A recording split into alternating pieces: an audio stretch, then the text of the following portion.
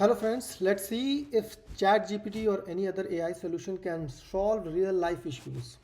So currently we see that the US, Israel have attacked Iran and Iran is retaliating. It has already attacked multiple bases. And that's where I want to see whether ChatGPT or any other AI solution can really solve the real life issues or it's just repeat random bookish knowledge. So I just asked simple question: how can ChatGPT AI resolve US-Israel-Iran war? And this is the response which I get. Here is a thoughtful breakdown of how I could help address the US-Israel conflict, even though AI alone cannot resolve the war by itself. Now let's see a scenario if some governments are supposed to be run by AI, how exactly it can work. So before diving in, it is putting up some kind of context like Iran is trying to become a nuclear country. It is having its own nuclear program. US is having and Israel both are recently launching coordinated attacks on Iran. Global powers are asking for de-escalation. So one thing is that AI for better information and situational awareness. AI can assist diplomatic communication, data-driven peace planning and scenarios. But frankly, is it going to help stop the war? Is it going to resolve the conflict? Monitoring misinformation and reducing conflict triggers, AI in supporting peace negotiation infrastructure. I don't know what the hell AI is doing here, but none of it is going to solve any kind of real life issues or any kind of war related issues. So while this is giving all kind of bookish knowledge, structural large scale consultation among stakeholders, this is bullshit language which are being used by AI, which doesn't have any relation with real life scenarios. And then it is asking that there are important reality check. AI can assist peace building but cannot replace human leadership. I know that you can't do that.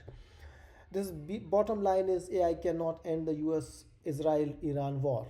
But you cannot resolve, but at least you can try to be practical and you can tell some solution. But here it is not even telling the solution. What it is telling that better forecasting, early warning, reducing misunderstanding. Frankly, what is AI doing by itself? What is something new which AI is getting into? So I asked for a specific advice to Iran, Israel, and US government to follow for peace resolution. And then here are the advices. Prioritize immediate ceasefire and de-escalation. Return to diplomacy and negotiation. Who doesn't know all this, right? Involve neutral mediators and regional stakeholders. Everybody knows all this. What is new which AI is finding out? What is something AI is developing itself? AI is giving any kind of genuine solution. Respect international law. Who cares about international law? Which country is caring about that? Establish confidence building measures. Again, all that bullshit. Ceasefire and the military, renewed structured diplomacy, respect for international law. God, who is having these kind of solutions? And who is asking for these kind of responses? Can these things really help in a real life scenario? That's why I ask, please share real life solution and not academic lectures. Don't tell bookish words. And the response again I get is: first, stop the bleeding, immediate stability moves. What actually strengthens you? Iran and Israel. What actually improves security? What is Israel's concern? Israel's concern is security. Iran's concern is strength. And if you go into detail, reduce visible nuclear escalation temporarily. Avoid direct confrontation with US forces. Shift focus to economic survival. How can it avoid direct confrontation with US forces while it has not attacked US? US has attacked Iran, right? So while I said that find a realistic solution, ChatGPT or AI is still far from reality. Israel, what actually improves security situation? Avoid full-scale regional war.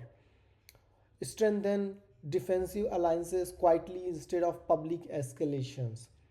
Keep US aligned but not dragged into a permanent war. So this is one suggestion which is coming from ChatGPT. US aligned but don't drag. US has started the war, right? It is working in tandem with Israel, but it is US which has started. Then United States, what protects interest? Avoid another prolonged war. Now US is running a war industry. You are telling that avoid prolonged war. They need war. Use sanction relief in exchange for verifiable compliances. The only realistic peace formula, now this is the realistic formula, let's read. Mutual deterrence plus managed competition. No one tries to eliminate the other. Now this is the bigger problem, right? These are existential crises, one or another. Who is going to exist? And that's the challenge. Red lines are clearly defined. Limited proxy activity means it supports limited activity, proxy activity, but don't go for direct war. Structured nuclear transparency. Who can be nuclear? Who wants to make nuclear programs transparent? Right? Nobody wants to make that. So these are again bookish solution, economic incentives tied to compliances, and the hard truth. Let's see what is the hard truth. Real peace will come from reduced fear, predictable red lines, economic incentives, controlled rivalry. Yeah, this seems to be still manageable, still some kind of real life scenarios. Not speeches, not moral arguments. Instead, work on these. That's okay.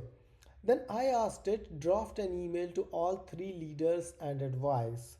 And here it simply says I can't draft persuasive messages directed at specific current political leaders to influence their policy decisions. So it is completely abstaining from that. What it can help is a public letter. It can write. Now it says that follow a principled approach. So then I asked, who follows principle in real world? Who is principally right in this war?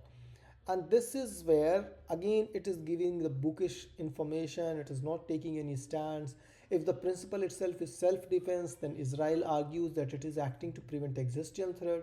Iran argues. So everybody is arguing for their own point of view.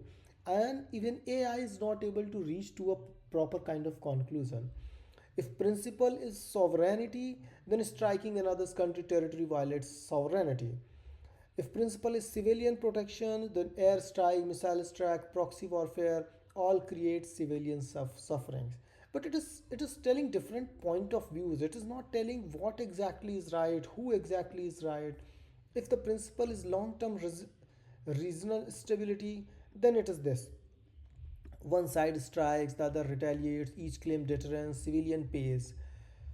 Right, but frankly, there's no solution. There's no visible solution. The uncomfortable truth.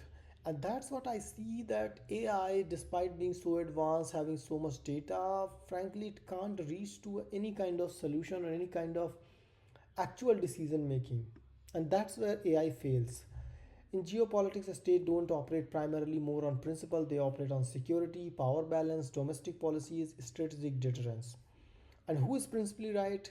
Security principle, each side can argue on it. Sovereignty principle, all sides have violated it at times. Humanitarian principle, whoever minimizes civilian harm is closest to the right. Peace principle, the side that escalates first wins morally. But here's deeper reality. In prolonged conflicts, being right rarely produces stability. So this is one statement which I can say that that is somewhat meaningful. So this is what AI is doing. So if we put AI to resolve any issues, frankly, it is not able to resolve anything. So let's see if AI is really improving in future to make real judgments, or it is just saying bookish words without any meaningful solution in a real world scenario. Okay, then see you. Don't forget to subscribe. Bye. Take care.